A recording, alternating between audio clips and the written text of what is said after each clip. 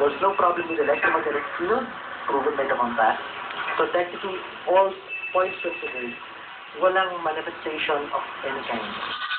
At nang ipakita namin sa kanila ang larawang nakahuli umano sa itsura ng mga espiritong ito. Ito yung picture doon na nakuha. Oo. Yan. Yan ang kitang-kita ko. Na nandun siya sa table. Nung pagpunta... Oo, nung nandun siya sa CR, as in talagang sumilip siya sa akin. Pagpasok niya sa table, alam niyo sa lamesa, albiin niya nakaganyan siya talaga. Kaya natakot ako dahil umungol pa siya sa galit. Promise, hindi ko pa nakikita yung picture na yan. Siya yung nakita ko doon. You know the funny thing is, I have seen this guy in a movie. This guy looks exactly like one of the lead vampires in Buffy the Vampire Slayer.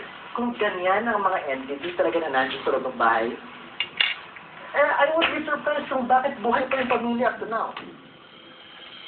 Spoken to the family. So far, they seem naman. They don't seem to be the type who wish to create a hope. Okay. So, if they are claiming na ibang taong nagbigay sa kanila niyan, then I would give them the benefit of the doubt. And my only question, the only thing that will be running through my mind right now is regarding our question, is why? What's the motive? Definitely. Partially fake. Okay?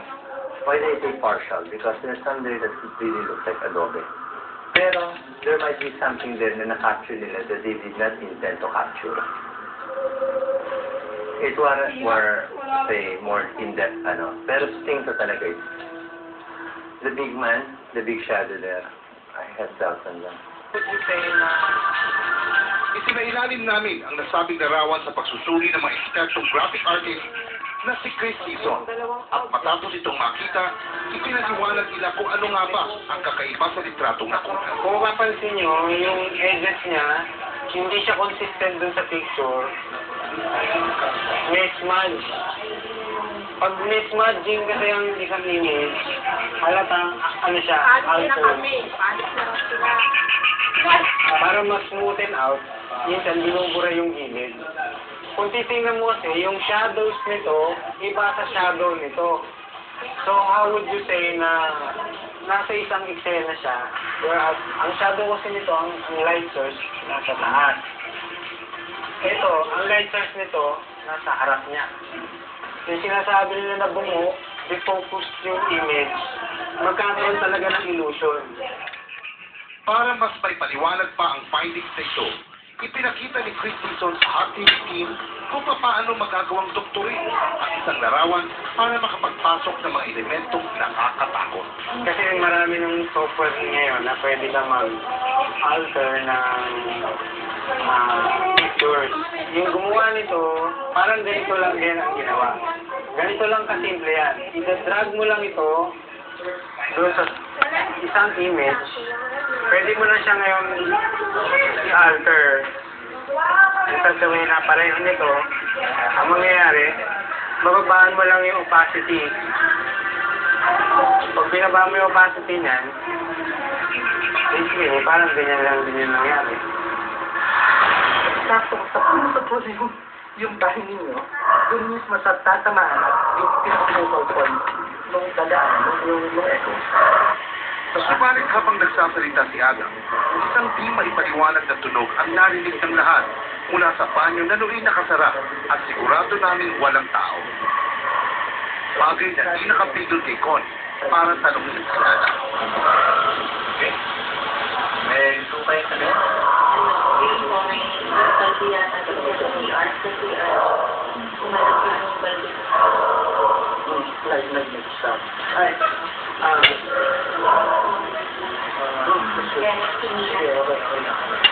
that's actually good. That's actually more good. It'll actually something dynamic in that. Kasi yung pagkakita, ang gawin. Yan, kung minsan kasi kapag hindi masyadong masakit o daming kongreso mo medyo. Tiles po, kapag kinaman niyo ang sound waves, mabilis na yan. Talagang tutulog yan at lalakas ng tunog.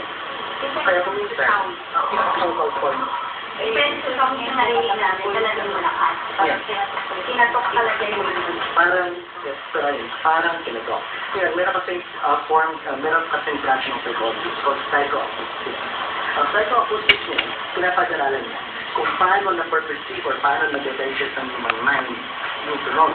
Kaya ang psychoacoustic, kadalasan, may marinig tayo na parang may kumatok. Pero kung lalapitan natin at talagang susuriin natin, walang kumakatok. Ang close lang. Pero since nagkakaroon na association, yun ang dapat natin malaman. ang paliwanag mo lang, Init or temperature lang yun, hindi ganun kalagod talaga. focal point. At yung rinig ko, rinig ko rin, kaya nagkatingin tayo sa doon sa doon. Kaya po naging terrible siya. Dahil sa tinatawag na echo regulation, nasan yung style po ang start. Focal point. Focal point.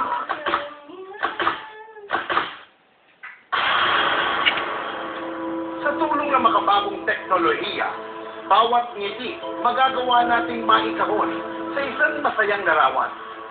Ang tanong lang, ang mga larawang itong ating kinukunan, ginagamit din kaya ng mga espiritu para magparamdam? Ito ang aming kwento. Hindi ordinaryo.